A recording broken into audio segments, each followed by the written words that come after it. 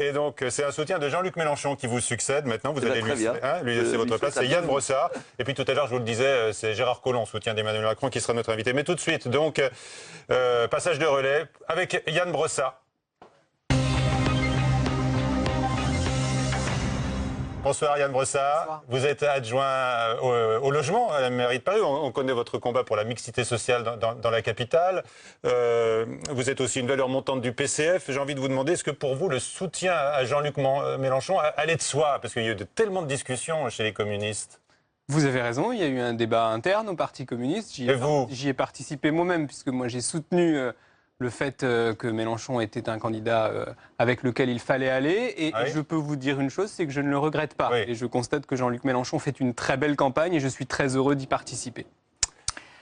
Première question, les Vénézuéliens sont en ce moment dans les rues, à Caracas entre autres, et ils manifestent en masse contre la famine, contre le manque de médicaments, contre le manque de soins. Le Venezuela est l'un des pays les plus pauvres de la planète aujourd'hui. C'est l'un des pays où la liberté de la presse est probablement l'une des moindres au monde. Il est très mal classé de ce point de vue-là. Le Venezuela, c'est un peu le modèle de Jean-Luc Mélenchon. Est-ce qu'il faut s'attendre pour la France? Est-ce que c'est un avant-goût de ce qui va se passer en France si votre candidat était élu à la présidence? J'imagine que vous plaisantez, et non, vous savez bien, et vous savez en tout cas, je constate que vous plaisantez.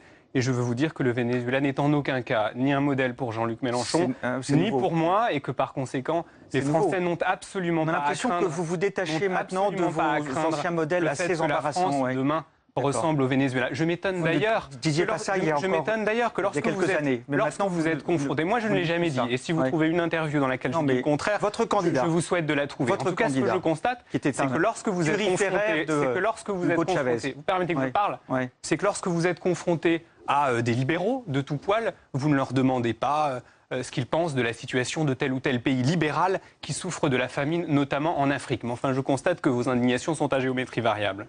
Oui, enfin... Alors, on en avait juste avant vous Nicolas Dupont-Aignan qui a dénoncé le programme de Jean-Luc Mélenchon avec les impôts de 100 milliards d'euros. Vous confirmez? Est-ce que vous estimez que c'est la solution antilibérale pour sortir ce pays de ses difficultés économiques, Yann Brossard? D'abord, Jean-Luc Mélenchon ne propose pas une augmentation générale des impôts. Et d'ailleurs, moi, je ne suis pas contre l'impôt. La question qui se pose, elle est toujours simple. À qui est-ce qu'on a un recours pour l'effort fiscal? Sur qui est-ce qu'on s'appuie? Et la deuxième question, c'est qu'est-ce qu'on fait des recettes qu'on obtient grâce à ces impôts? Ce que dit Jean-Luc Mélenchon est très simple. Il est favorable à une réforme fiscale qui permette d'aller chercher l'argent là où il est, notamment par une réforme de l'impôt sur le revenu qui vise à passer de 5 à 14 tranches et d'aller chercher du côté des hauts revenus. En revanche, ce qu'il dit aussi très clairement, c'est que pour les petites classes moyennes et que pour les petits revenus, les impôts baisseront. Il y a d'ailleurs sur le site de Jean-Luc Mélenchon un simulateur qui vous permet d'évaluer en fonction de vos revenus si, avec Jean-Luc Mélenchon, vos impôts baisseraient ou augmenteraient. C'est une attaque aussi régulièrement formulée par Marine Le Pen. Elle dit Jean-Luc Mélenchon, quand on l'interroge sur les différences de programme économique, elle dit Jean-Luc Mélenchon veut augmenter les impôts de 100 milliards d'euros. Et elle dit aussi, avec Jean-Luc Mélenchon, ça sera les ZAD et Nuit debout au pouvoir. Oui, c'est pour le moins caricatural. Je note en tout cas qu'en ce moment, tout le monde utilise les mêmes arguments contre Jean-Luc Mélenchon, entre Jean-Marie Le Pen entre Marine Le Pen, et les libéraux de tout poil. Non, ce que je veux dire très clairement, c'est qu'effectivement, pour les très hauts revenus, il y aura une augmentation d'impôts, et pour les petits revenus et les revenus de la classe moyenne, il y aura une baisse d'impôts. Et d'ailleurs, vous savez, moi, j'étais tout à l'heure en réunion d'appartement à la Goutte d'Or avec vous faites campagne, non seulement pour la présidentielle, mais pour la législative. Très activement, notamment pour les élections législatives. Et ce que je constate, c'est que du côté de ceux qui m'entourent, j'étais avec des femmes de ménage, des routiers, des assistantes maternelles. Le programme de Jean-Luc Mélenchon, et notamment son programme fiscal, est très bien compris. Sachant que ce sont les ménages à partir de 4 000 euros de revenus mensuels qui paieront plus. C'est bien ça, vous le confirmez? C'est ça, et en l'occurrence, les ménages avec lesquels j'étais font partie de la grande majorité des Français qui gagnent beaucoup moins que 4 000 euros. Parce que, évidemment, vous ne leur expliquez pas que le programme que vous voulez mettre en œuvre va les mettre sur la paille. Donc au-delà de 400 000 euros, vous êtes d'une subtilité, monsieur Pécresse, extraordinaire. Donc au-delà de 400 000 euros, vous prenez tout. Est-ce que c'est combien de Français 400 000 euros? Est-ce que c'est 400 000 euros par foyer ou par personne? par foyer. Vous savez combien de personnes ça représente? D'accord. 0,05% des Français. Est-ce que vous pensez que le Conseil vous défendez 0,05% des Français? Alors, question... Moi, je défends la majorité des Français qui gagnent beaucoup moins avec Jean-Luc Mélenchon et j'en suis très fier. Alors, question et puis votre réponse. Est-ce que vous pensez que le Conseil constitutionnel qui a retoqué la taxe à 75% acceptera un taux d'imposition de 100%? Est-ce que ce n'est pas juste de la fantaisie pure? Il ne vous a pas échappé que Jean-Luc Mélenchon est favorable à une réforme constitutionnelle. Ah oui, donc on va puisque nous souhaitons une 6e République avec une nouvelle Constitution, puisque le rôle du Conseil constitutionnel, c'est de veiller à ce que la Constitution soit appliquée. Dès lors que la Constitution change et que nous passons à une 6e République, il est bien évident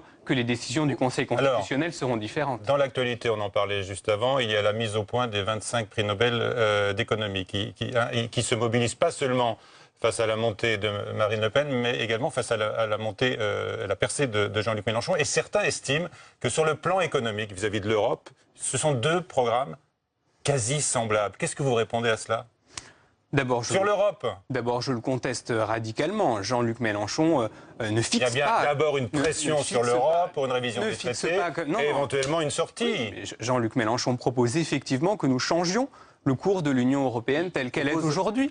Et d'ailleurs, l'Union européenne comme une forme de menace, ou en tout cas de possibilité pour faire pression sur les négociations. Il propose d'en finir avec une Union européenne qui aujourd'hui est une Union européenne libérale qui nous pousse à déréglementer, à privatiser, à affaiblir nos services publics, à mettre en concurrence les salariés entre eux. Et cela suppose effectivement de sortir des traités européens tels qu'ils existent aujourd'hui. Mais l'objectif, ça n'est pas une sortie de l'Europe, ça n'est pas une sortie de l'euro, c'est que nous obtenions une réorientation de l'Union européenne. C'est d'ailleurs la position que Jean-Luc Mélenchon a toujours défendue, la position aussi pour laquelle les communistes se battent depuis maintenant très longtemps. Et quand on constate d'ailleurs l'état dans lequel nous sommes aujourd'hui en Europe, le moins qu'on puisse dire, c'est que c'est pertinent. Alors, quand on lit le projet de Jean-Luc Mélenchon, c'est une sortie de tous les traités européens. On sort des traités européens. C'est ça. Nous souhaitons effectivement réorienter l'Union européenne et nous ne sommes pas favorables. Non, je ne vous parle pas d'une réorientation. Je vous parle d'une sortie des traités européens. Oui. C'est ce qui est dans votre projet. Les 25 Nobel d'économie disent exactement le contraire. Ils disent qu'il faut faire exactement le contraire. Grand bien leur face. Donc ils sont tous torts, 25 prix Nobel d'économie. Oui. Alors vous avez raison, en fait, vous allez... Mais vous savez, en France, monsieur, ce sont les Français qui décident, et pas 25 prix Nobel. Vous voulez faire la grande différence. Ça s'appelle la démocratie. C'est ça, vous voulez faire 270 milliards d'euros de relance, 100 milliards d'euros d'investissement, 170 milliards à peu près de dépenses nouvelles. Vous connaissez le budget de la France, à peu près simplement, les recettes fiscales. Si vous permettez qu'on en parle. Par deux le budget de la France d'un coup de baguette. Qu'est-ce que nous disons? Où est-ce que vous allez trouver ça? Nous disons que les politiques... Doubler le budget de l'État. Nous disons, comme beaucoup de Français, contrairement à vous, mais comme beaucoup de Français, que les politiques d'austérité qui se sont enchaînées depuis... austérité? Vous permettez qu'on parle? Non, mais vous permettez qu'on parle. Répondez.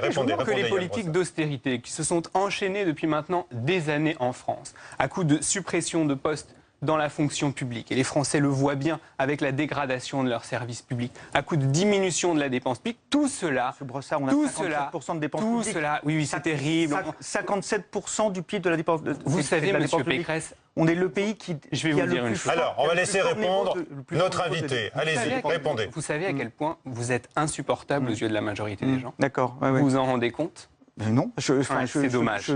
C'est dommage. Je ne vous permets pas de dire ça. Je vous conseille vraiment. Je vous conseille vraiment. Je ne vois pas au nom. Je vous conseille vraiment d'aller écouter ce que disent les... Vous savez que 25. C'est pas parce que je vous objecte. C'est pas parce que je fais des. Vous êtes en permanence dans l'invective et dans la caricature. Et vous l'avez été dès le début de cette interview. Dès le début de cette interview. Vous ne supportez plus la moindre contradiction. Absolument. Alors, on laisse répondre. J'accepte bien volontiers. Yann Brossard, vous avez la parole. Vous répondez pour défendre le programme sur les points qui sont abordés. L'enchaînement des politiques d'austérité a conduit à appauvrir les Français et aujourd'hui à une situation économique qui est désastreuse. Notre pays compte 9 millions de pauvres, 6 millions de chômeurs, 3 millions d'enfants pauvres. Voilà le bilan des politiques d'austérité. Et ce que nous disons effectivement, c'est qu'avec Jean-Luc Mélenchon, tout cela changera. Et croyez-moi qu'il y a beaucoup de gens qui ont envie que ça change dans notre pays. Est-ce que vous ne craignez pas qu'il ait aujourd'hui atteint son plafond de verre, votre candidat? Il a eu, je le disais tout à l'heure, il a réalisé une percée de 8%. Qu'est-ce qu'il doit faire aujourd'hui, éventuellement pour continuer, je ne sais pas, à grignoter sur Benoît Hamon? Et qu'est-ce que vous répondez? Alors, un des détracteurs de sa candidature, c'est François Hollande qui a parlé du péril Mélenchon. Alors, sur ces 2 points. D'abord, je crois que quand on a le bilan de François Hollande, on ne doit pas faire la leçon aux Français, on doit présenter des excuses, et notamment à celles et ceux qui l'ont porté au pouvoir. Vous savez, je fais partie des Français qui ont voté pour François Hollande au 2e tour de l'élection présidentielle. 4 millions d'électeurs de Jean-Luc Mélenchon en 2012 ont voté pour François Hollande. Le moins qu'on puisse dire, c'est que François Hollande n'a pas été au rendez-vous et qu'il a fait l'inverse de la politique pour laquelle il s'était engagé. Il avait dit « mon ennemi c'est la finance », la réalité c'est qu'il s'est écrasé devant la finance. Et donc je pense que ces leçons n'ont pas beaucoup de valeur. Pour le reste, il y a une très belle dynamique en faveur de Jean-Luc Mélenchon. Je suis moi-même impressionné chaque jour par cette dynamique et je pense qu'elle ne peut que progresser d'ici le premier tour. Et j'ajouterai un dernier élément.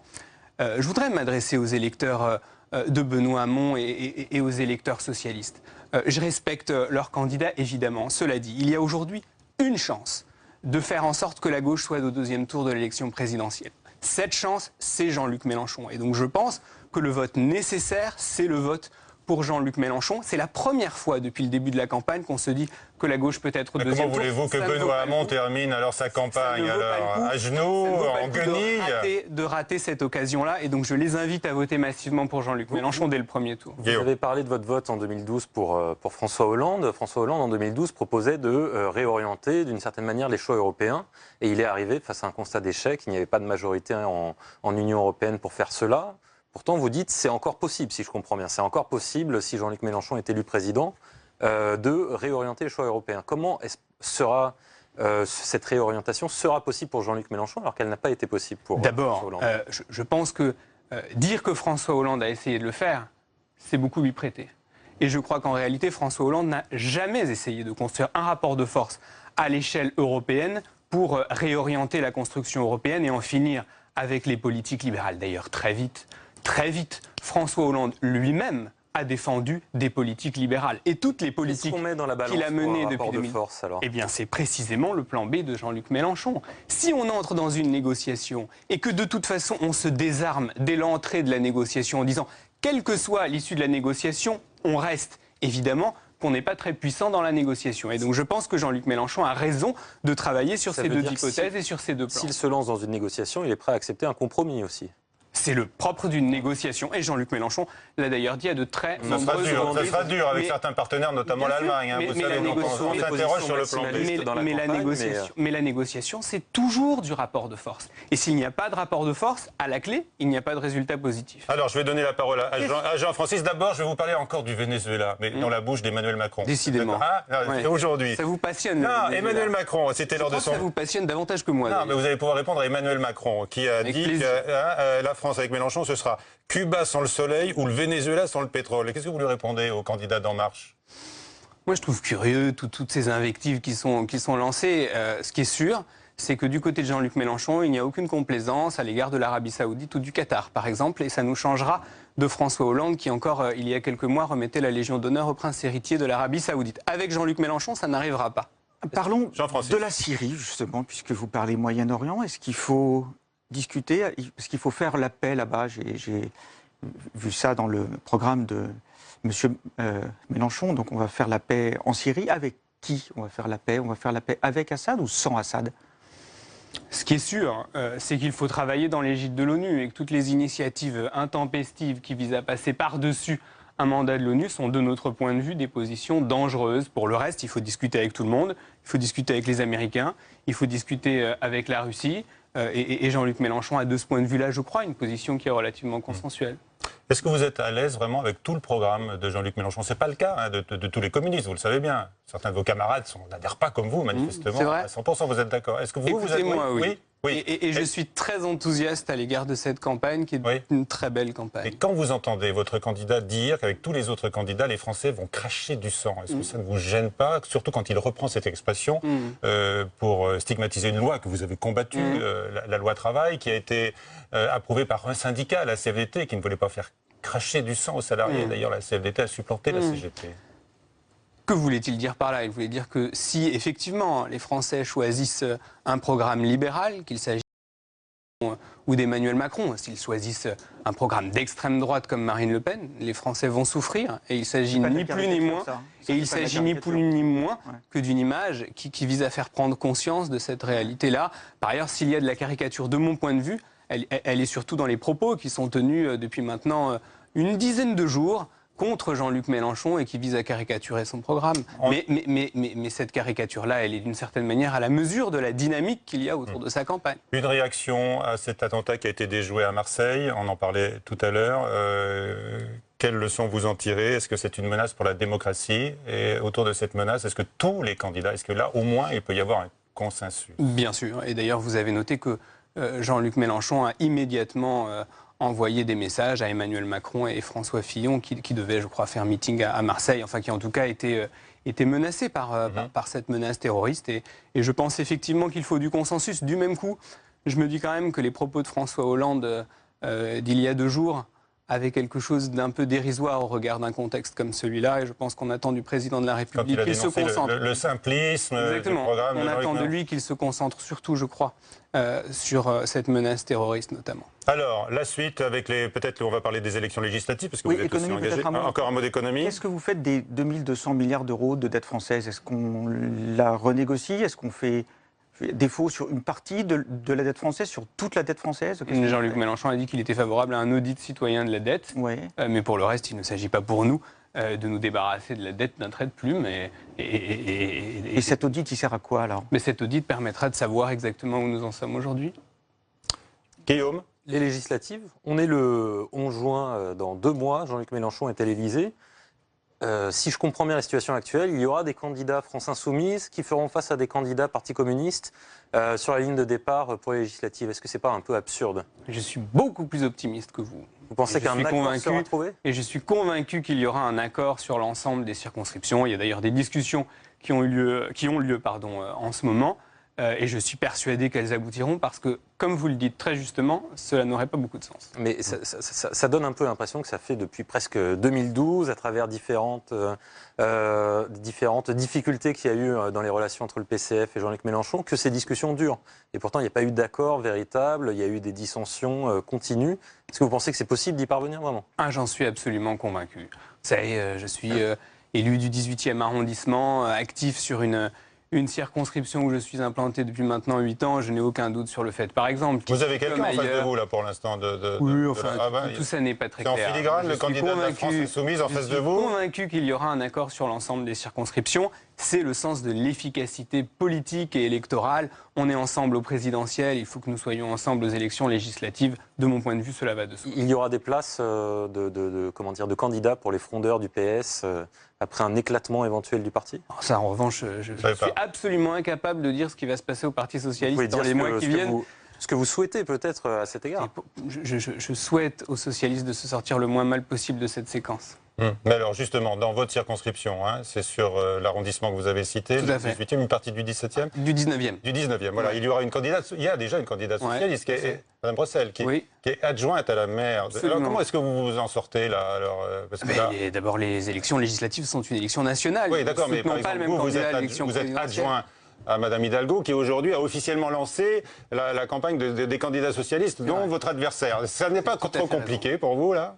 En tout cas pour les électeurs, c'est très simple et ils comprennent très bien que dans cette circonscription, je suis le candidat qui soutient Jean-Luc Mélenchon et qui se bat pour que ça change dans notre pays. Oui, mais pour la majorité municipale à laquelle vous appartenez. Non, moi je souhaite, alors pour le coup c'est un souhait que j'ai exprimé depuis le départ, je ne souhaite pas que la bataille présidentielle ait des conséquences sur la majorité municipale parisienne. Nous réussissons à bien travailler au sein de cette majorité municipale avec des composantes de toute la gauche. Ça fonctionne bien et très honnêtement, si la gauche française se tenait aussi bien que la gauche parisienne, les choses iraient mieux dans notre pays. Et en cas de duel de second tour, Le Pen-Macron ou Le Pen-Fillon, qu'est-ce que vous faites? Jean-Luc Mélenchon sera bon, au deuxième pas tour de répondre non l'élection plus. présidentielle. J'en suis profondément convaincu pour le reste et pour ce qui concerne le Front National notamment.